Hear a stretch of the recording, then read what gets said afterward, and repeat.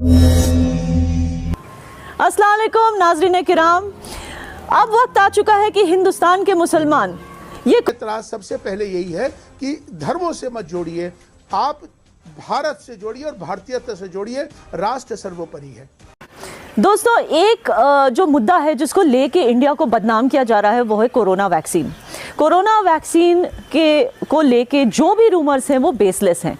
आज इंडिया इस तरह के कोरोना वैक्सीन प्रोड्यूस कर रहा है जिसके लिए सारे देशों के जो प्रेसिडेंट्स हैं, प्राइम मिनिस्टर्स हैं, उन्होंने लाइन लगाई हुई, वो खरीदना चाहते हैं इंडिया से वैक्सीन। और ये सब कुछ, ये जो हमारे देश में जो वैक्सीन बन रहा है वो भी एक रीज़न है जिसकी वजह से हम अपने आप को प्राउड इंडियंस कह सकते हैं। आज कनाडा के जो प्राइम मिनिस्टर है जस्टिन ट्रूडो, उन्होंने कहा है कि अगर ये दुनिया कोरोना वायरस से बचेगी तो वो सिर्फ इंडिया की वजह से। आप सोचिए दोस्तों, एक तरफ पूरी दुनिया चाइना को एक असाइलेंट की नज़र से देखती है, एक ऐसा देश जिसने पूरी दुनिया में एक बीमारी फैलाई है, और वही दुनिया इंडिया को एक सेवियर की नज़र से देखती है। मतलब हिंदुस्तान ने वो देश है जो इस दुनिया को बीमारी से बचाएगा।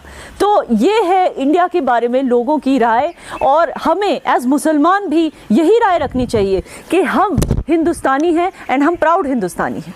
लोग अफवाह फैलाते रहे, खासतौर पे सोशल मीडिया के अंदर अभी इस पर अफवाहें फैलती हैं, लेकिन वो फैलाएं। लेकिन सही बात यही है कि भारत पर हमें गर्व है कि भारत ने वैक्सीन तैयार करी। पूरी दुनिया आज उस वैक्सीन को लेने के लिए भारत की खुशामद कर रही है। मैं तो मुबारकबाद दूंगा हमारे प्रधानमंत्री श्री नरेंद्र मोदी जी को, जिन्होंने इसके लिए रात दिन तमाम सारी कंपनीज के साथ खुद उन्होंने राब्ता कायम कर जल्द से जल्द वैक्सीन को तैयार करने में जो सरकार का ये सहयोग और सब लोगों का सहयोग है, एक हर भारतीय का सहयोग, तो हर भारतीय को फख्र होना चाहिए, गर्व होना चाहिए कि आज पूरी दुनिया हम पर इस बात से इंतजार कर रही है कि हमें वैक्सीन दे दीजिए। दोस्तों, इमाम साहब ने एक और मुद्दे को हाईलाइट किया है जिसकी वजह से हिंदुस्तान की बदनामी हो रही है। कहा जाता है कि हिंदुस्तान में मुसलमान खुश नहीं है, या अच्छे कंडीशंस में नहीं रह रहे हैं, या उनके साथ यहाँ जोर ज़बरदस्ती, ज़्यादती या नाइंसाफ़ियाँ हो रही हैं। ऐसी कंट्रोवर्सीज़ को इंडिया के खिलाफ फैलाया जा रहा है।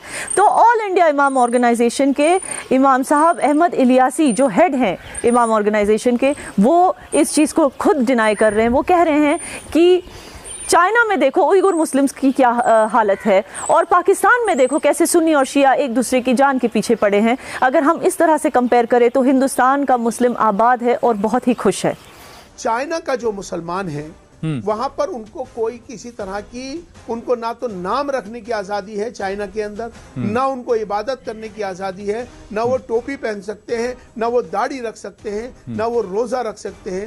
उनको धार्मिक कोई भी इबादत या तरीका करने की कोई इजाज़त नहीं है। जबकि हमारा पड़ोसी देश है जो कि अपने आप को पूरी दुनिया का सबसे अपने आप को बड़ी देश कहता है, अपने आप को बड़ा अमीर देश कहने लगा है। तो मैं समझता हूं कि भारत जैसा देश जहां पर सारे धर्मों की इज्जत होती है, हमारे देश की क्या विशेषता है? अनेकता में एकता, यही हमारे देश की विशेषता है। हम सब एक हैं, एक होके सब एक दूसरे का त्यौहार मनाते हैं, एक दूसरे के साथ एक प्यार मोहब्बत रहता है हमारा। हम एक दूसरे के मंदिरों में जाते हैं, हिंदू मस्जिदों में, दरगाहों में आते हैं। आप पूरी दुनिया के अंदर ये बता दीजिए, ऐसा कहीं आपको देखने को मिलता है? जी दोस्तों, इमाम साहब की बातें, जो उनके गोल्डन वर्ड्स हैं, वो इसी चीज़ को हाईलाइट करते हैं कि जो मज़हब है, धर्म, जाति, ये सारी चीज़ें सेकेंडरी है, प्रायोरिटी है नेशन फर्स्ट। हमारा जो मुल्क है वो हमारे लिए पहली प्रायोरिटी होनी चाहिए।